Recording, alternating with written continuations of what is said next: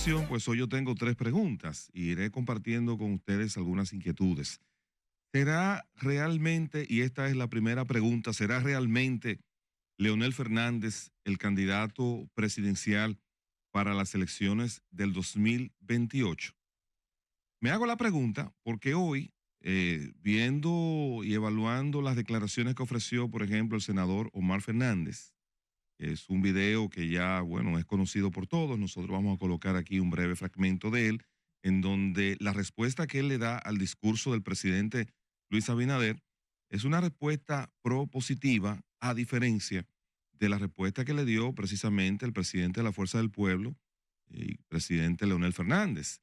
Es una respuesta propositiva que marca distancia de lo que respondió el expresidente Leonel Fernández y el propio secretario general del Partido de la Liberación Dominicana. Y entonces tenemos que en la Fuerza del Pueblo, por un lado, se produjo la respuesta de su líder máximo y aspirante hasta ahora aparentemente de la candidatura presidencial de cara al 2028 y el senador del Distrito Nacional, Omar Fernández. Yo quiero que el director primero nos coloque el cortecito del expresidente Leonel Fernández para que observemos algunos detalles en la respuesta. No lo vamos a colocar muy extenso porque el tiempo es corto, pero sí que veamos el enfoque que le da el doctor Fernández a su respuesta al presidente Luis Abinader.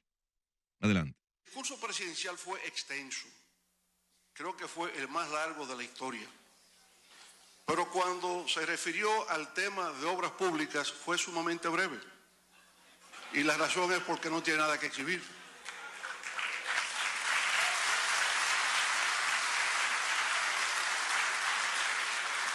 Llama la atención que a lo largo del discurso se prometen cosas nuevas. Vamos a hacer y vamos a hacer.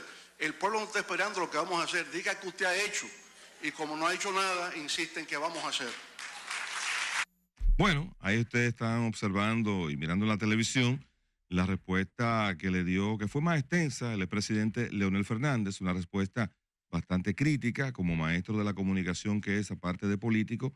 Ustedes saben que él maneja el sentido de la ironía y el sarcasmo de manera magistral.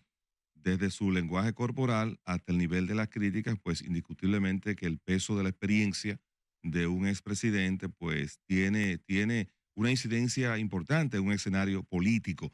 Vamos entonces ahora a colocar la imagen del senador del distrito, Omar Fernández, que sobre el mismo discurso del presidente, pues tiene una visión o un enfoque completamente diferente. Adelante, director. Dominicanas y dominicanos, luego de prestar atención al discurso de rendición de cuentas del presidente Luis Abinader y digerir sus planteamientos, se podría esperar una hilera de críticas de nuestra parte a lo expresado por el mandatario. Y es que de entrada hay decenas de cosas que deberían estar mejor, incluso algunas de ellas prometidas sin éxito en otras ocasiones en ese mismo escenario. Sin embargo, he decidido dar un paso al frente y como senador de la República presentar una serie de propuestas en las que entiendo es la principal debilidad del Estado: convertir estadísticas e indicadores en realidades que tú puedas disfrutar. Podría utilizar esta oportunidad para decir que muchos productos de la canasta básica aumentaron hasta 60% de 2020 a la fecha, lo que es un hecho comprobable. Pero no quiero limitarme a eso. En cambio, prefiero pasar a la acción y buscar mecanismos para que el 100% de los dominicanos tengan abundante pan en su mesa.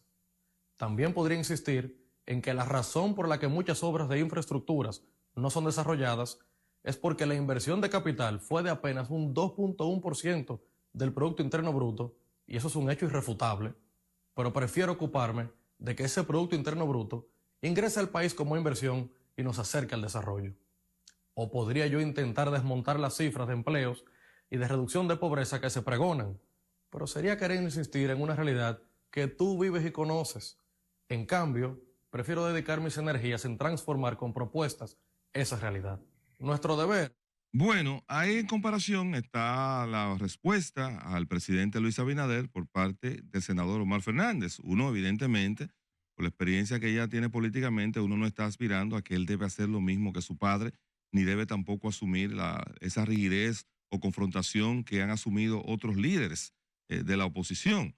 En el caso del doctor Fernández, como hombre de gran experiencia y también conocedor de la perspectiva, sabe que el mercado electoral dominicano ha crecido y ha migrado y ha evolucionado en otras direcciones, y probablemente en esas mediciones de trabajo ya el presidente Fernández sabe que hay un mercado electoral con el cual él no conecta, él no comunica, pero que sí conecta y comunica a su hijo Omar Fernández. Dos cosas veo ahí. Una, el presidente Fernández, por la que las circunstancias, que es la que determina a final de cuentas lo que vaya a ocurrir dentro de 2 años o 3 años, no pudiera ser el candidato presidencial de la Fuerza del Pueblo, pues evidentemente que será Omar Fernández, estará preparado y está comenzando a trillar ese camino desde ahora con una serie de propuestas y un enfoque propositivo con respecto a una problemática en donde él está comenzando a marcar su impronta y su etapa. Es cuestión de tiempo. Y lo otro es que Omar Fernández, que se le atribuye que no tiene la experiencia para asumir una candidatura presidencial, está aprovechando el escenario, evidentemente, para comenzar a perfilarse y comenzarle a llevar a la gente un mensaje de que sí, que él puede y domina los temas.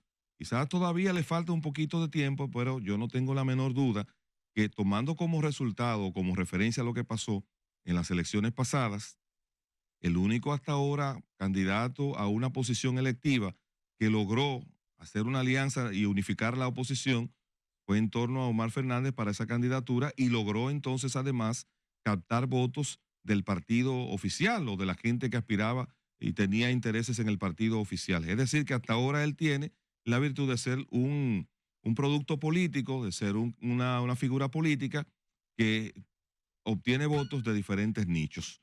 Dejo eso ahí porque en realidad no veo que haya un aspecto confrontativo, sino un tema de enfoque, y hay un partido en la oposición, que es la Fuerza del Pueblo, que tiene entonces probablemente dos líderes, uno que dependerá si será las circunstancias ahora o un poquito más adelante, pero evidentemente que el próximo paso de Omar será ser candidato presidencial más adelante. Lo otro es que me pregunto, es la tercera pregunta que me hago, la segunda pregunta que me hago: ¿está obligado el presidente Luis Abinader a mantener la popularidad hasta el último día? A mí me parece que sí, porque miren, lo que ocurrió en el Congreso con estas exhibiciones de fuerzas y de grupos manda una señal, y el partido oficial tiene una realidad. Pocos partidos han logrado mantenerse más de 2 periodos consecutivos en el poder.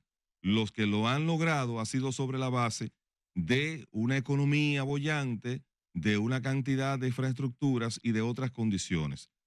Si al presidente Luis Abinader no le estalla una crisis económica en este segundo periodo y él logra salir ileso, pues de cara al 2028 todavía el escenario no está definido, porque lo que parece ser es que independientemente de quién sea el que esté marcando adentro y afuera en el PRM, es muy probable que el resultado de ese proceso termine en una situación de conflictos que, por más árbitro que sea el presidente Abinader, probablemente no pueda componer la casa, y eso decrete la salida del poder del partido oficial. Si el presidente logra que no le estalle una crisis en su gestión de gobierno y logra mantener los ánimos dentro de su partido bajo control, pues tiene posibilidades quizás de un tercer periodo. Pero si la economía se deteriorara, es muy poco probable que sea quien sea, y aunque salgan abrazados del proceso interno todos los precandidatos o aspirantes dentro de ese partido, es muy difícil que puedan entonces mantenerse un tercer periodo. Y esto lo baso en el resultado electoral. Cuando usted ve la cantidad de votos que sacó el gobierno, evidentemente, un 57%, que no es malo, pero todas las cosas que tuvieron que hacer para lograr primero dividir a la oposición, captar y conquistar, para no decir otra palabra, a muchos actores importantes, y eso pues movió a una parte importante de la población a no ir a votar. Es decir, la atención fue muy importante, que aunque eso afectó a todos, pero no se logró el gobierno establecer lo que él quería, de que era pasar con un 62 o un 63% en las elecciones. Se me va el tiempo, y la tercera pregunta, que yo voy a tener que dejarla en el aire, es la siguiente. ¿Para quién trabaja Abel Martínez? Es la tercera pregunta de este bloque, y solo digo lo siguiente, no podemos olvidarnos, miren, todo el que trabaja para Dios, al mismo tiempo está trabajando para su contrario. Y los cristianos saben a qué yo me refiero.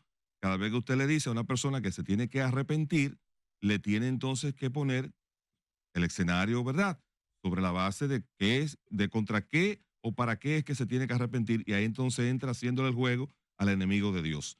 En el caso de Abel Martínez, que ayer pues decíamos al final del programa que había enviado una carta al comité político con algunas posiciones un tanto enérgicas, al parecer Abel sigue entendiendo que él es el candidato presidencial de ese partido y que él está en condiciones de pedir o exigir o establecer condiciones. Inclusive